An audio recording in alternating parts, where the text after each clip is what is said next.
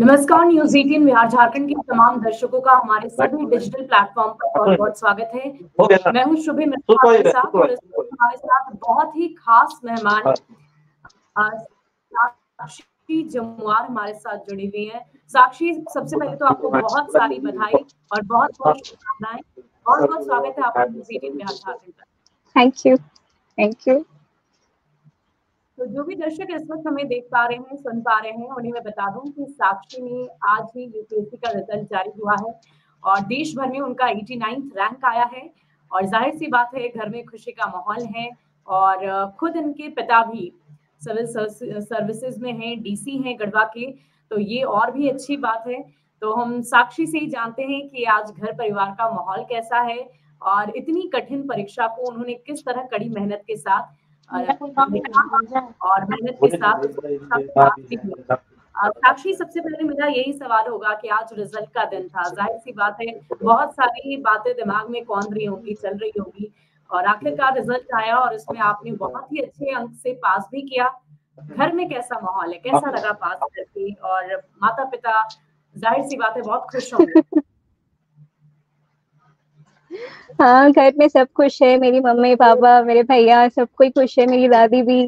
तो it's a big feat for myself as well. और ये सिर्फ मेरा ही कंट्रीब्यूशन नहीं रहा है, मेरे मम्मी पापा भाई, they all have contributed to my success। और it's like a dream come true. मैंने सोचा था कि मुझे यूपीएससी करना है 10th स्टैंडर्ड में ही, और आज वो जाकर finally after 10 years or so it has come into fruition। So yes, बहुत खुश हूँ मैं।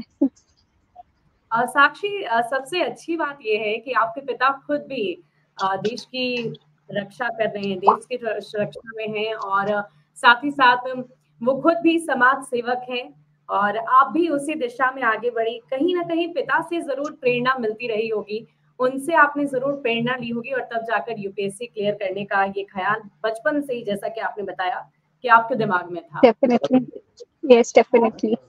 पापा मेरे बीडीओ रहे हैं, 1993 बैच के हैं पापा।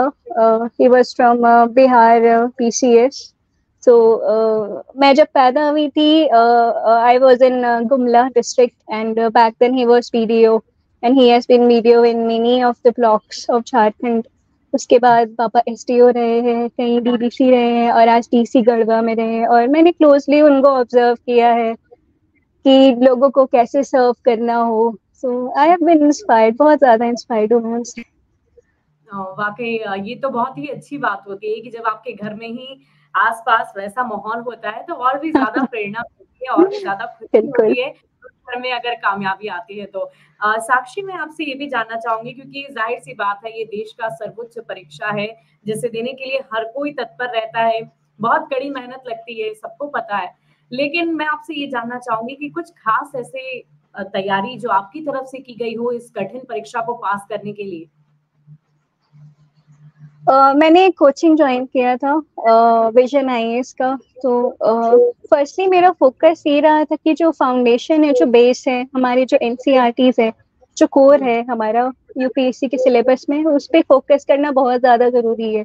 और बहुत सारे एस्पिरेंट्स ऐसे हैं, दे डू नॉट, मतलब सिलेबस जो है उसे अच्छे से पढ़ते नहीं है और ये एक मेजर कारण रहता है कि they are not able to succeed the exam. So syllabus पे हमेशा अपना माइंड में सिलेबस पे हमेशा अपना फोकस रखना ज़रूरी है। और साथ ही साथ हमारे जो प्रीवियस ईयर क्वेश्चंस जो कुछ भी कहा गया और पूछा गया उस पर फोकस करना होता है दैट।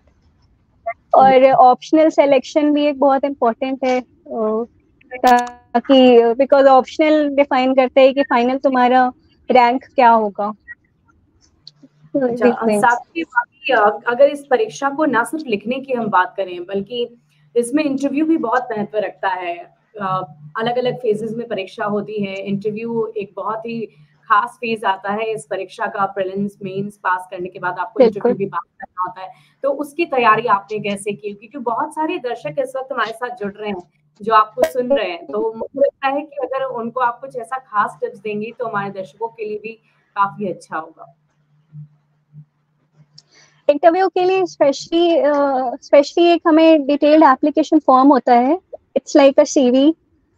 तो उस पे हमें अपना बायोडेटा डालना होता है, और ठीक है, उसमें हॉबीज हमारी क्या है, हमारे अचीवमेंट्स क्या रहे हैं, हमारा पूरा बैकग्राउंड क्या है, where we have been born, कहाँ हमारा स्कूलिंग हुआ है, वो सबको अच्छे से मेंशन करना है और अच्छे से स्टडी करना है कॉम्प्रिहेंसिवली 360 डिग्री सब कुछ।